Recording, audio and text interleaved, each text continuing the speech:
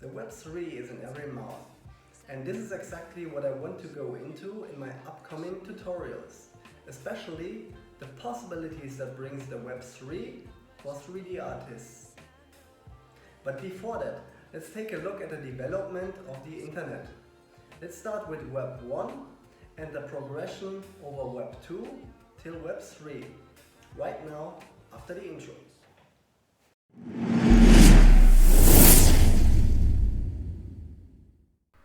On Web 1, when the internet was still in its infancy, it was all about customers consuming. They paid the companies directly for this. The customer needs internet access and pays for it. He pays for the provider. He wants to read something online, which also had to be paid for directly. Back then, you had to pay for pretty much any email access, which is mostly free today. And then it comes to the Web 2 in the mid-2000s. The customers continue also consuming there. But what was new there? The customers also create. The customer himself now becomes the product. Web 2 is largely financed through the sale of customer data. Social media was born, and that is where this customer data is resold to other customers.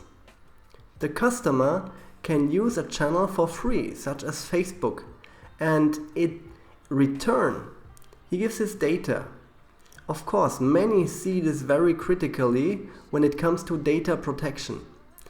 You can look at it from the opposite point of view. How much would you pay for that if you used YouTube so they don't resell your data? There's the possibility of YouTube Premium, which costs 10 USD per month, and then you no longer get any advertising. In reality, however, only a few small proportion of people use it. If all social media services cost $10 each month, Facebook $10, Instagram $10, YouTube $10, nobody could afford that in the long term. The Web 3, where customers consume, create and own. And owning is the essential part of the Web 3, which is created by decentralization. That's the only way it is possible. If something is not decentralized, then the owner would always be whoever owns the database. Decentralization is a huge area. For example, all the decentralized games, of which there are more and more, belong here. The area for collectors in the form of NFTs, and all the virtual worlds, of which there are more and more, that define the whole metaverse.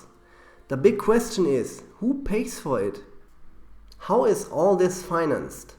It's actually not 100% clear. The models that work best very roughly explained, which is always the same with decentralization.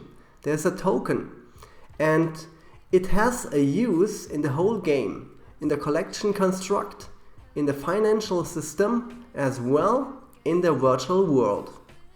And as long as the price of this token moves up, this funding works very well. Because the programmers, the team, and everyone behind the system who has to do with it win and earn. The big question remains, how much of this will survive in the next 5 till 10 years? In 2021, we had a very big hype, which has now decreased a little, and after that it will probably go a little quieter again. At the moment, tokens are being collected in all sorts of ways on all sides, a whole lot in the gaming area, for example. Will this prevail in the long term is a very crucial question. Because if there are no more free tokens later, if new people have to pay $20 for it every month so that they can create something on the Web 3 that people used to be free of charge in the form of free tokens, will it continue work? At the moment, it's all still in the development phase, but there will always be new innovations, and they will ensure that this system will last in the long term. The most important steps will be: first, decentralization, number 2, innovation, and the third, the user experience, access to all.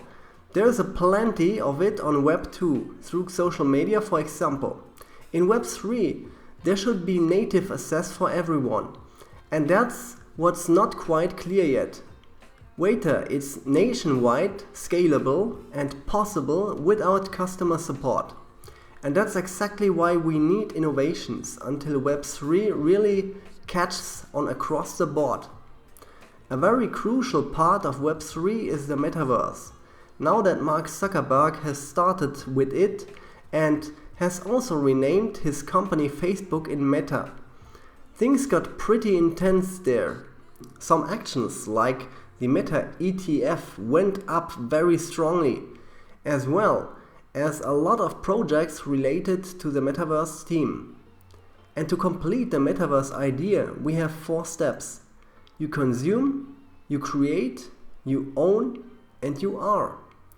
These 4 steps together result in a virtual world. It's about that you have your virtual character, your virtual personality.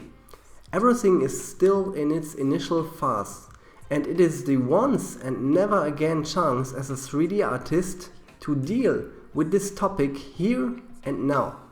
Because this is exactly how you can earn a lot of money in the next few years. And all the easier, the earlier you get in there. If you want to find out more about Web3 and Metaverse, then give this video a like, subscribe to my channel, and we'll see each other again soon.